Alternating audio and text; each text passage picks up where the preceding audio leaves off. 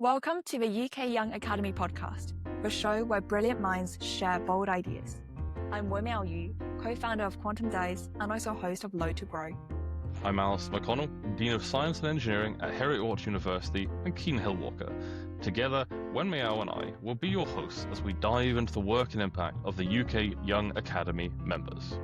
We are all part of a growing network of early career researchers and professionals who are working together to tackle society's biggest challenges from every angle, whether it's science, arts, education, technology, policy, or more. This podcast is your front row seat to stories and the impact of the members in the UK Young Academy. Expect unexpected journeys, big ideas, and fresh perspectives from the next generation of leaders across the UK. Whether you're curious about cutting-edge research, inclusive innovation, or what it really takes to shape policy, you'll find it here. So hit follow and join us to get to know the changemakers who are shaping tomorrow. Welcome to the UK Young Academy podcast. Hello and welcome back to the UK Young Academy podcast. Now, this episode is going to be slightly different from all what you've seen so far. Generally, you've seen both of us as co-hosts talking to another member of the UK Young Academy, really chatting, getting to know them about the work they do, their involvement in the UKYA, and other different aspects. But we thought it's about time, actually. You got to listen a little bit, just a little bit, about who we actually are.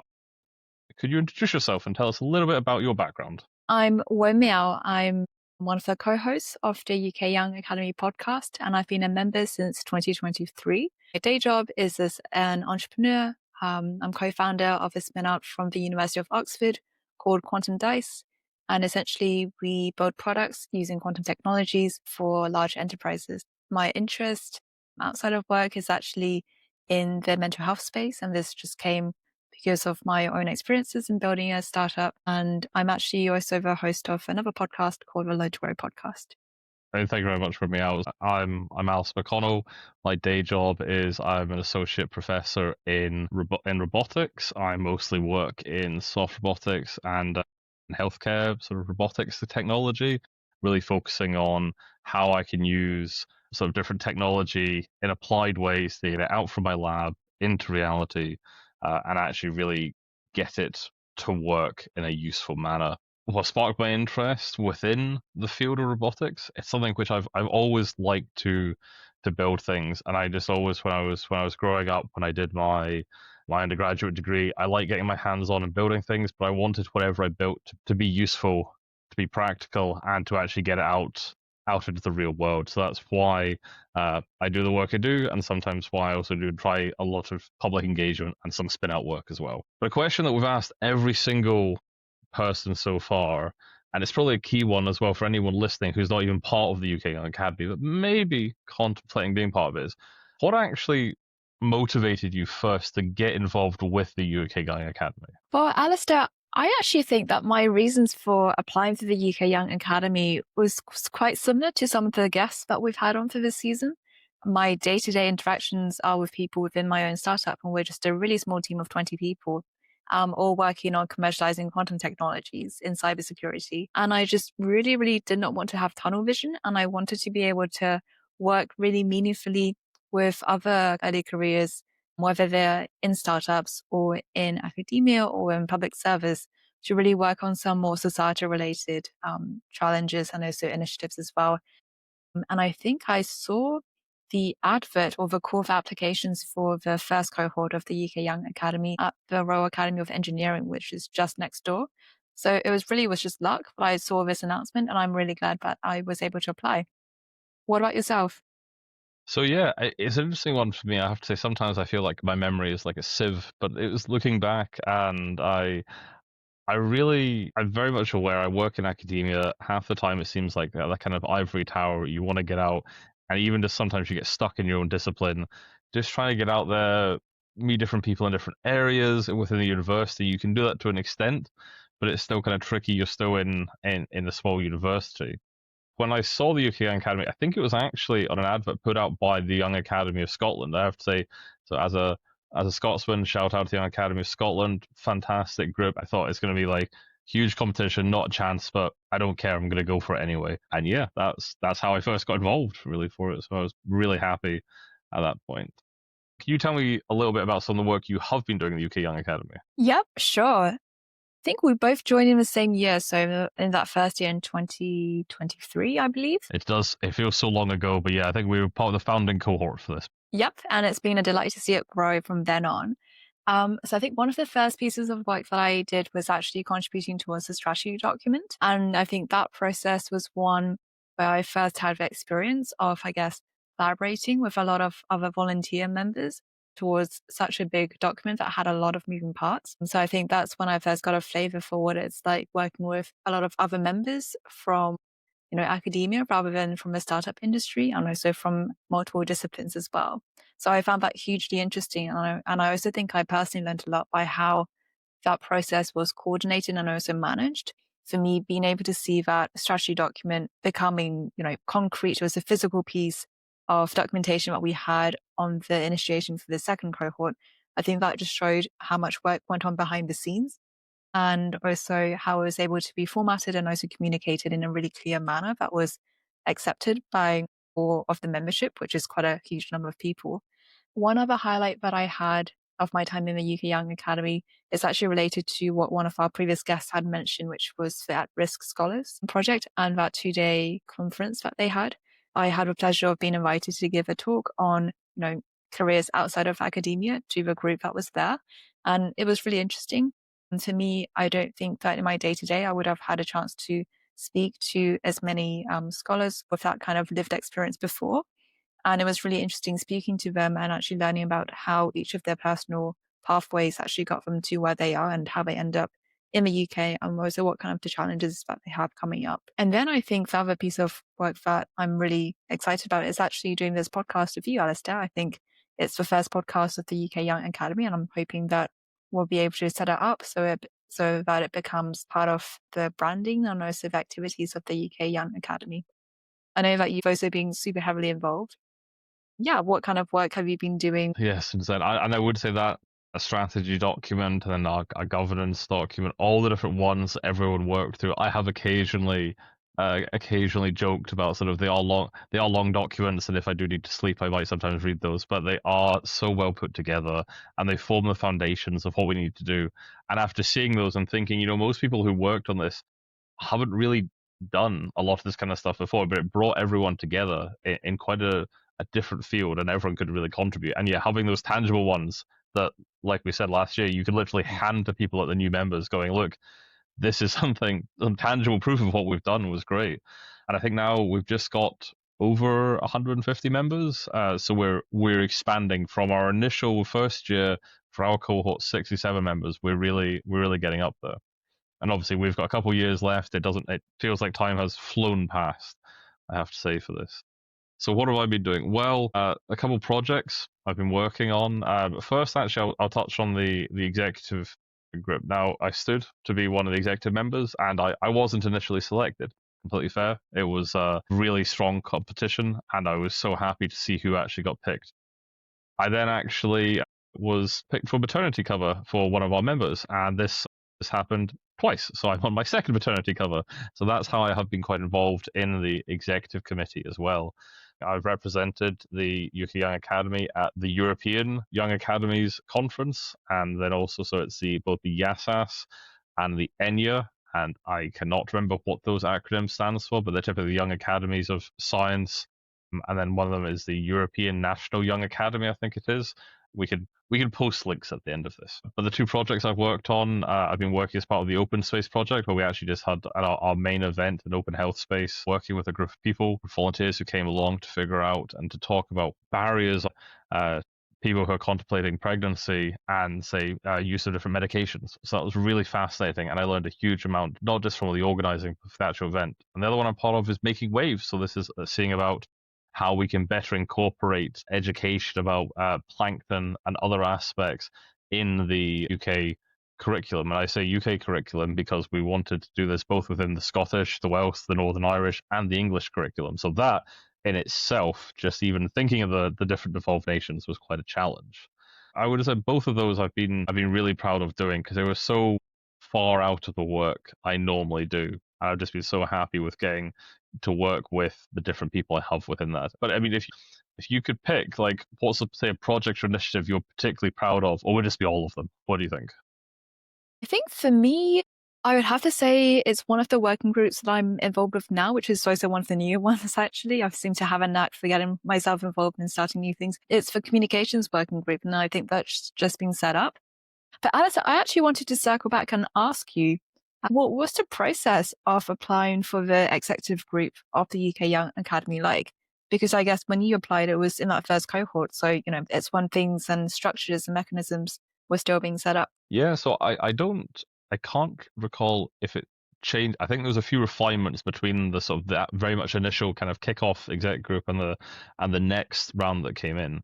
But really what it was, there was a call went out to everyone that was saying, look, anyone who's interested to be involved in the executive group, it's going to be at that point it was kind of like, roughly, here's kind of the stuff you might actually be doing. You'll be shaping the direction of it. You'll be engaging with the members. There was a lot that wasn't quite nailed down at that point, which did mean when we started, there was a huge amount of groundwork we laid just to try to figure everything out. Now, I think came on probably about 3, maybe 6 months into it. So that time period had already given the rest of the members, and especially the person who I was covering for maternity leave, time to really put the foundations in. So I came out in a great time, but I could still contribute, and there was still a lot of work to be done. But I think it was if you have what we applied to the UK Young Academy to be, which was like, well, what do you actually want to contribute? Why do you want to be a part of this? That was kind of how we distilled it down for the exec group as well. It was like, well, first things first. Actually, I think the first question, or it should have been if it was the first, was, do you have time for this? And again, it was same for the UK Young Academy. It's like, this is something extra that you want to do, you need to put time into. And for the exec group, it was like, well, if you're putting a small amount of time into the UK Academy, it's going to have to be a lot bigger to do the exec group. And that was like, maybe some of us underestimated, but it was still 100% worth it for that as well. No, for sure. And the impact is pretty evident across the membership. So yeah, so thank you for doing the work alongside your other group members. But interesting that you mentioned time, because I think, again, like the time commitment and the time that it takes to actually contribute meaningfully to the UK Young Academy has come up across quite a few of our interviews so far for season 1. I mean, I guess what would be good advice that you would give to someone considering, maybe taking up ownership of a project or an initiative within the UK Young Academy? Great question, and it's something which it's probably one of the reasons I've not right at the second gone, I've got this particular idea and I want to drive that into a project. I do actually have that for maybe the next round. It is a time commitment doing this. When you're really thinking about a project, you first of all have to be thinking, I'm not just duplicating or just doing something that's going to interest me, it's to do with my work. You really need to think outside the box for this and go, okay, I realize there are problems, there are things I need to address. So how do I actually do that in the form of a project? Or at least that's how I viewed it. And then going, is this something I can actually do within the UK Academy? Is it suitable? Do we have the resources? And then kind of distilling it down. But while doing that, going, I need to find some other like-minded individuals, because this isn't just a one-person project. You need other people. You engage other people. Now, it could only be a few people. It could be 20 or 30 people.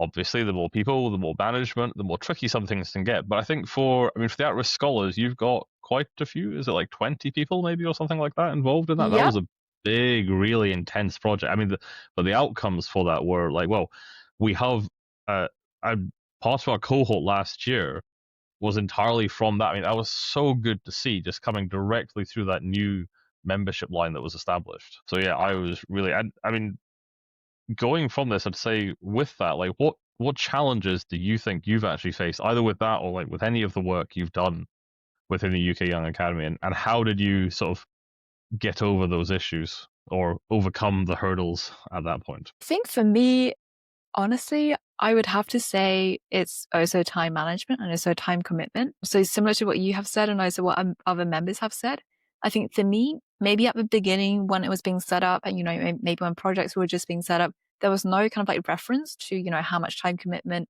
would being part of the UK Young Academy be. But I think what I've learned is actually that it worked well to be quite clear with myself and quite honest with myself about how much time would I actually have, say like in a quarter by quarter basis to spend on a UK Young Academy.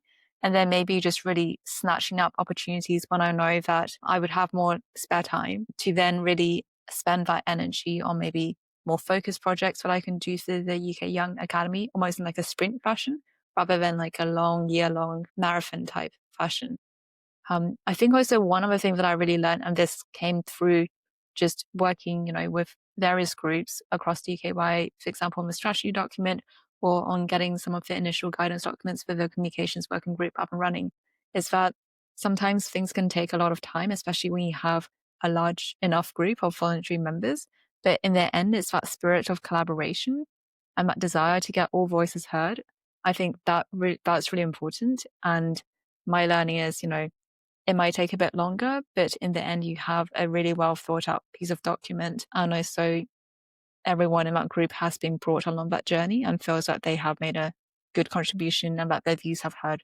So I think that speaks to the culture within the UK, within the UKY membership. But yeah. Sorry. What was I going to say?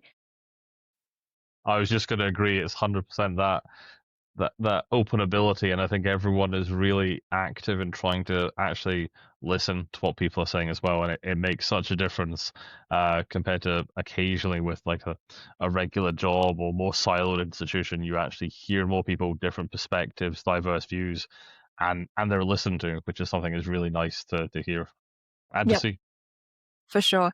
Can I ask, because I don't work in academia, is that spirit what is seen across academia in the UK generally? You mean the spirit of like actually listening to more people and getting those kind of diverse views, or the Yeah, opposite of that?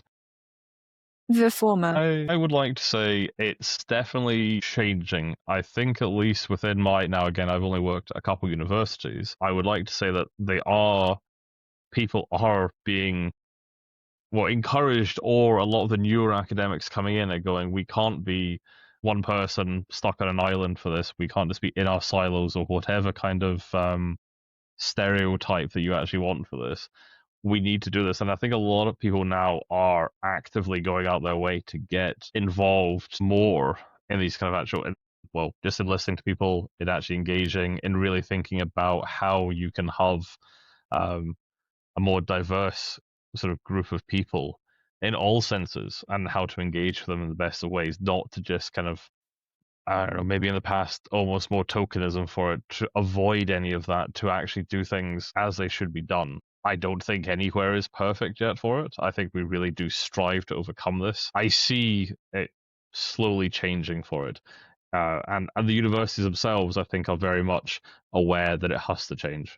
And I mean, I'm always amazed with my undergraduate students coming in, just one of how honest they are towards me, which is mostly refreshing. Apart from occasionally when I get my dress sense critique, but that is generally fair enough. I still wear tweed. But it's good just on like the feedback you get from the students, the engagement and their honesty for these things really does make a change. And it lines up actually with what I've experienced in the UK Academy, which is really, really puts a smile on my face when that happens. That's really good to hear, actually.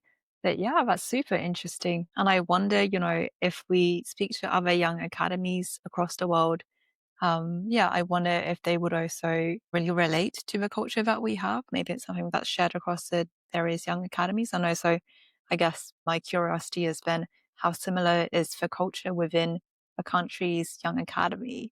How similar is that to the culture of academia in that country? I think that's super interesting. Well, it's actually a very good point, though, you make on that, just to interrupt us. The fact that we're one of the few young academies that doesn't just go for academics. So there's Mm.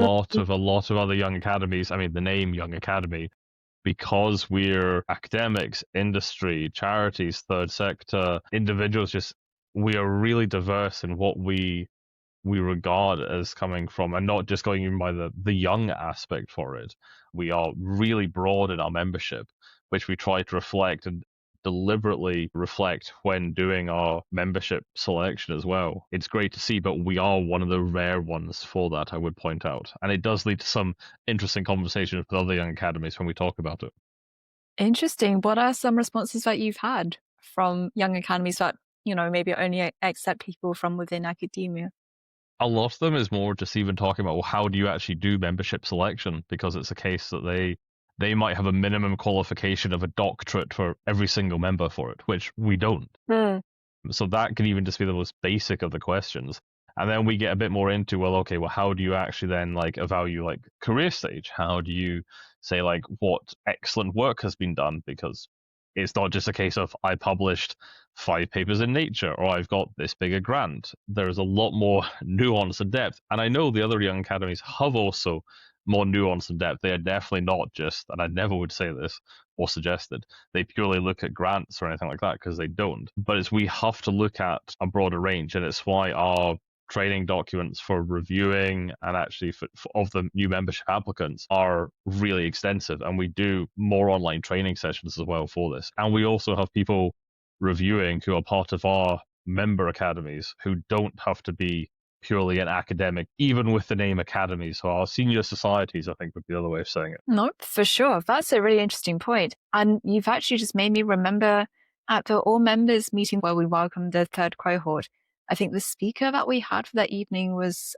Elspeth Finch, and she actually runs her own company in technology. And I thought she gave an amazing speech, but I think, it's good that we're able to get access to people such as Elspeth to, for her to really share her own experience as a female innovating and trying to build companies, because I feel like a lot of the knowledge and skills is transferable, and also interest is quite wide. So for example, I remember at actually all of the all members meetings that I've been to, I think I've definitely had at least one conversation with another member who is an academic, but who is actively exploring commercialization or university spin-out options. And it's good to be able, to have that type of networking and that type of, contact being made. Really excited to see how the demographics of the YA profile would change as well. And, again, I think it just speaks to the fact that you and I would hosting this podcast together. You're from academia, I'm from the startup world. And I actually found it super interesting because I think, we've had to mesh our work styles together. And I think co-hosting a podcast is always interesting because you have different, I guess, interview styles. But yeah, how have you found the process so far? I mean, well, so unlike you, I don't have the experience of any other podcast. This is the first podcast that I've actually done, and it's been really fun. Tricky in some ways, really fun. I mean, that first thing I'd have just said, meshing our styles but also meshing our calendars has been quite a challenge. Just for you and I getting organized and then having to find time to slot in all of our great people that we've been interviewing as well, because the members have been fantastic. Obviously, we can't have a podcast without our guests on it, but just trying to arrange that. So I'm sure there should be an easier way to do this. But at that point, I think it was just you and some kind of calendar program, and it was like, yep, we'll get that done. And we managed really well for that. So I would have said the actual process though of filming it, apart from the odd technical hitch I've had where I think every bit of technology hated me for a brief period and nothing worked, it's been really good. I mean, it's been quite a straightforward setup. Now, I'm kitted with some headphones, a laptop, and a camera. I think you're probably the same, but maybe sort of minus the headphones, but with a better microphone. Yep, So I invested into a wireless microphone, which I highly recommend. Nice, yeah. I think I'll be doing that last time. These headsets are either, well, it was a legacy from when I used to do quite a lot of gaming, and now it's just for all my online calls. Having that, it's really been quite straightforward just to sort of sit back in the office and do this. And a couple of times, luckily at university, we had a studio I could go into, but it's in high demand. So one episode I'm in that, and it probably looks really sort of on point and professional the rest of the time. Well, as you can just see, I'm kind of chilling in my office. Where luckily my shared office mate mostly works remote, so that's quite handy. How about you? What have you found with the process of filming it? I mean, I think the reception's been great because I think first this idea of getting the podcast, it had to go through the communications working group and it went through a few iterations. And I think it's great that we have all the members from that working group supporting it.